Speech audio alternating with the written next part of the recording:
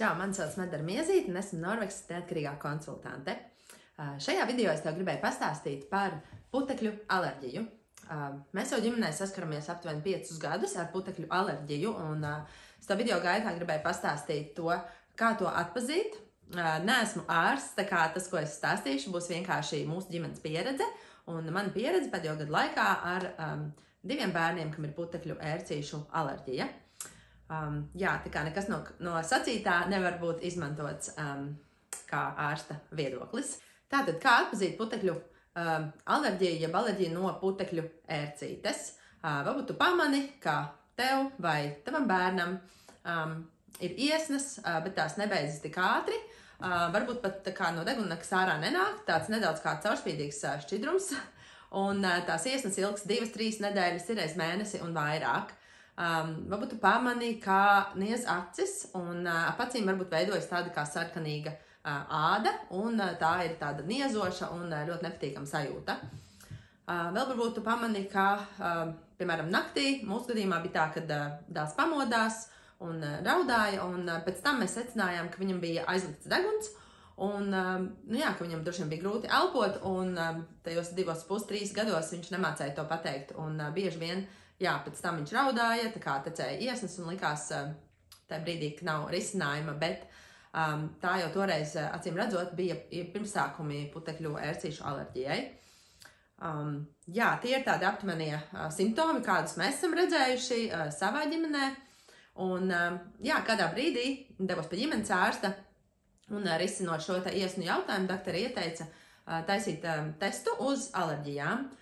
Mēs sākām arī ar asins šo testu no asins analīzes, bet pēc tam devāmies uz alerģiju centru Rīgā, un tur veic tādu kā alerģiju testu pret daudzām lietām, arī ziedputekšņiem, kādiem no augļiem, dārzeņiem, kur veic tā kā mikroskopiskus dūrienus bērnam, man arī pašai tas ir darīts, bērnam šeit apakšdelmā, un tur uzpilina virsū šo alergēnu, un tad skatās, ap kuru no punktiņiem veidojas tāds kā lielāks pleķītis. Un tādā veidā pēc šī testa jau pēc 30 minūtēm mēs satikāmies ar alergologu, un alergologs pastāstīja šo nevisai patīkamo ziņu, kā jūsu bērnam ir alerģija no putekļu ērcītes. Tajā brīdī man arī iedeva paskaidrojošu tā kā lapiņu, tā kā materiālu, kur bija aprakstīta gan šī alerģija, gan tas, kā teiksim, savas mājas pielāgot, ko darīt un tā tālāk. Es vairāk nestāstīšu par to, varbūt, kā var ārstēt šo alerģiju, bet kā pielāgot savu māju un ko es esmu testējusi, ko izmēģinājusi un ko arī iesaka ārsti. Protams, par tādām dažādām ārstniecības metodēm lielākiem bērniem viņas ir, un par tām es šajā video nestāstīšu. Tātad par alerģiju. Kas tad ir šī alerģija? Alerģija ir no putekļiem un arī putekļu ērcītes, kas dzīvo šajos putekļos un arī daudz kur citur, ko es arī pastāstīšu. Tātad putekļu ērcītes ir pavisam mazi, ar acī neredzami radījumi, kas pārsvarā dzīvo dažādās mīkstās mēbelēs, arī matračos, spilvenos, dīvānos, un viņi pārtiek gan no putekļiem, gan arī no cilvēku ādas atbarumiem. Nezinu, vai tu zināji, bet katrs mēs dienā zaudējam aptuveni 1 gramu savas ādas, sausās ādas atbarumus, un tas ir tas, no kā barojas putekļu ērcītes. Ko tad ārsti teica darīt mūsu gadījumā? Ir vairāki priekšnosacījumi, kā tad būtu jāiekārto tā apkārtējā vide, īpaši gultas vieta un istaba cilvēkam, kam ir šī putekļu alerģija. Tātad nevar izmantot dabīgos dūnu vai aitas vilnu, spilvenus un sagas, ir jāizmanto sintētiskie materiāli, jo tajos mazāk vairojas šīs ērcītes. Tālāk palagiem, spilvendrānām un gultas ir jābūt ar pēc iespējas tādu blīvāku audumu. Iesaka izmantot gan zīdu, gan mikrošķiedru, īpaši jau spilvendrānām, un spilvendrānas iesaka mainīt pat reizi dienā, bet noteikti visu gultas mainīt reizi nedēļā. Un arī istabā, protams, šīs putekļu ērcītes dzīvo paklājos, mīkstajās mantiņās aizskaros. Tā kā toreiz es atbrīvojos no visiem paklājiem, un joprojām mums nav neviena paklāja. Man ļoti patīk paklāja, bet žēl. Tātad atbrīvojamies pēc iespējas no visām mīkstām tādām lietām istabā. Iesaka arī atbrīvoties no grāmatām, bet, es teiktu, ka saprātīgos izmēros. varbūt, ja visa siena ar grāmatām un bērnu istaba vai istaba, kurā, nezinu, tu dzīvoji, kļuvusi par bibliotēku, tad būtu jāpārdomā, bet, protams, ka neliels plaukts vai divi ar grāmatām, ko bērns lasa, tas ir ok, vienkārši viņš ir vienmēr kā bieži jātīra. Jā, arī aizskari mūsu, piemēram, puišiem istabā nav aizskari, ir tikai žalūzijas, kas aiztur gaismu, un tas palīdz viņiem vairāk naktī, kad nespīd laternas vai arī vasarā. Mēs dzīvojam 3. stāvā, līdz ar to nav vajadzības pēc svešiem skatieniem. Protams, ja tāds būtu, tad var izmantot kādus plānos dienas aizskarus, bet varbūt nelikt pavisam biezus un tādus lielus drapērijas pie logiem, kur var skrāties putekļi. Jā, tātad, ko var darīt attiecībā uz gultas veļu un visu pārējo? Protams, paralēli arī istabas uzkopšanai ir jāpievērš lielāka uzmanība, un tur man nāk palīgā arī šie līdzekļi no firmas Norbex. Izmantoja gan lupatiņas uzkopšanai, cimdiņu putekļu savākšanai, ar ko ērti var savākt putekļus, un grīdas mazgāšanai arī izmantoja gan sauso grīdas mopu, gan mitro. Bieži cilvēki dzird šo terminu putekļu alerģija, un viņiem liekas, ka viņi izsūks māju, un tagad visi šie putekļi tātad savāksies putekļu sūcējā, un lieta būs darīta, bet tā nemaz nav. Pirmkārt, ar putekļu sūcēju mēs varam izsūkt tikai grīdu. Otrakārt, ir jāskatās, lai putekļu sūcējs būtu vai nu ar šo HEPA filtru, vai arī ar ūdens tādu filtru, jo kas notiek, ja mēs varbūt aizrausimies ar grīdas sūkšanu katru dienu, bet, ja nav pareizie filtri, tie paši putekļi un tās pašas putekļu ērcītes nāks ārā no šī putekļu sūcēja. Tā kā, jā, tāpēc man labāk patīk uzkopt ar grīdas mopiem, nevis ar putekļu sūcēju.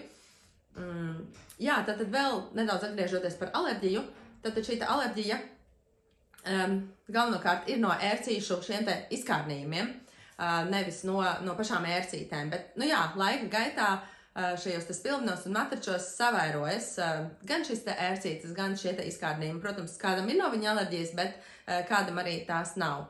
Tāpēc, jā, svarīgi ir tātad mazgāt gultas veļu 60 grādos, jo viņas iet bojā temperatūrā no 55 līdz 60 grādi. Tātad 60 grādi vai augstāk būtu tā temperatūra, kādā būtu jāmazgā gultas veļa, lai pēc iespējas arī samazinātu šo ērcīšu apjomu gultas veļā. Tātad putekļu ērcītēm patīk mitra vide, viņām patīk mitras telpas, kur ir mitruma līmenis no 70% uz augšu. Jā, tas arī ir kaut kas, pie kā mums bija jāstrādā. Iepriekšējā dzīvoklī mēs iegādājāmies mitruma savācēju, citi cilvēki iegādājas gan mitruma savācēju, gan arī, piemēram, šo gaisa attīrītāju, arī tādas iekārtas ir pieejamas, tāda gan man pieredze nav.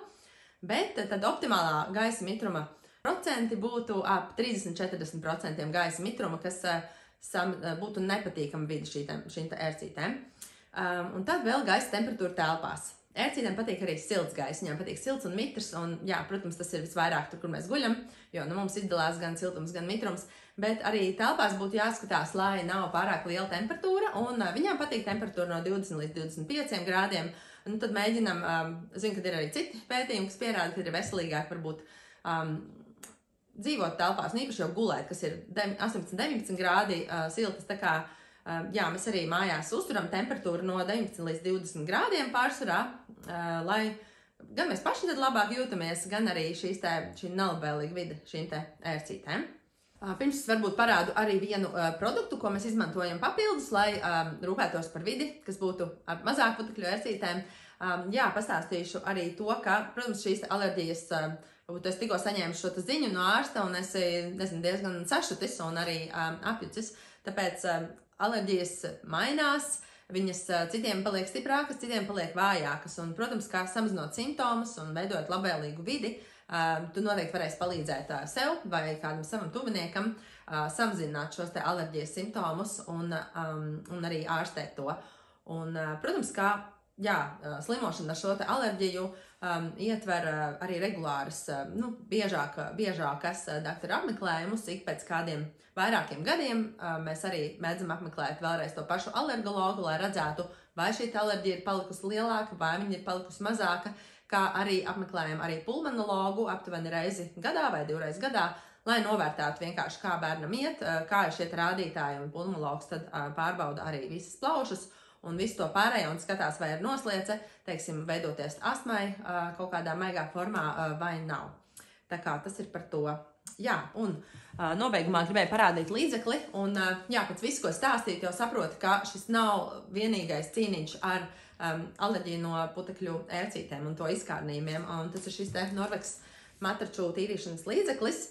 Tas ir vēl viens palīga rīks, ar ko kā cīnīties ar šiem ērcītēm, un kā tad darbojas šis līdzeklis. Iepratīm varbūt kādiem citiem līdzekļiem. Šis līdzeklis nenogalina ērcītes, bet viņa sastāvā esošie enzīmi sārda matračos un mīkstajās virsmās, dīvānos un aizskaros, sārda šos te ādas atbirumus un arī palīdz veidot tādu vidi, kur ērcītēm ir mazāk ēdiena un viņu tā kā skaits samazinās, ja, tā. Tas nav tā kā pesticīds, viņš nav arī kaitīgs cilvēkam un tā tālāk. Jā, tātad ar šo līdzekli es apstrādāju regulāri visus spilvenus un matračus, kur bērni guļ un arī kur mēs guļam, arī dīvānus un aizskarus, jo kā tad viņš darbojas, viņam ir tāds uzgalīts ar spreju un īstenībā attaisot šo te vaļā ir tāds kā tiešais, nezinu, koķītis, un tad arī nāk ārā tāda kā diezgan smalka, kā tu redzi, migliņa. Līdzeklis ir pārsvarā bez smaržas, es teiktu, ka smaržu gandrīz nevar just. Tātad, jā, attaisot šo te, iesaku attaisīt koķīti, ja nē, tad nāks ārā tāds kā jau sprejiņš, tas būs vairāk kā tīrīšanai, jo līdzekli var izmantot arī, lai tīrītu matračus, kādus traipus no urīna vai kādām citām vielām uz matračiem, un tātad aptuveni vienu pūtienu uz 50 kvadrātcentimetriem es uzpūšu uz šiem te matračiem no abām pusēm un atstāju pavēdināties parasti tajā brīdī, tajā dienā, kad es to daru. Daru to aptuveni reizi mēnesī. Ja tikko esat uzzinājuši to visu, tad noteikti iesaku lietot reizi 2 mēnesī, pirmos mēnešus, un tad jau retāk aptuveni var arī lietot reizi 2-3 mēnešos. Jā, tātad viņš nav pēc tam jāizsūc ārā un nekā citādi jānoņem nost, viņš vienkārši ieiet tajā matracī, tajā spilvenos, un tātad samazina šo te ērcīšu ēdiena daudzumu, jeb sārda, sastāvies esošie enzīmi sārda, šo te ērcīšu barību, kas ir mūsu ādas atbirumi. Īpaši labs viņš ir arī uz mīkstajām mēbelēm, kuras mēs nevaram vienkārši izmazgāt, dīvāni, kā arī paklāji, mēs nevaram viņus regulāri vest kaut kur un mazgāt. Tātad uz paklājiem arī šis ir ļoti noderīgi uz aizskariem.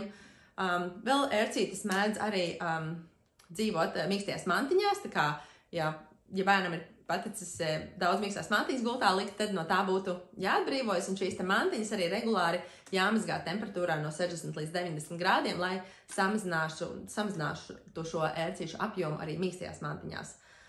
Jā, tā kā ceru, ka tev bija noderīgs šis video un uzzināji kaut ko jaunu. Priecāšos, ja tu pārsūtīsi šo video kādam, kam varbūt ir šī alerģija vai kam interesētu šī tēma. Šo te matraču tīrīšanas līdzekli tu vari iegādāties manā e-veikalā. Tā adrese ir www.mīlidzīvottīri. Šie līdzekļi man vienmēr ir uz vietas un cenšos tos izsūtīt 1 līdz 2 darbdienu laikā. Tā kā tu savu pasūtījumu saņemsi pavisam ātri. Jā, paldies, ka skatījies un veselību mums visiem!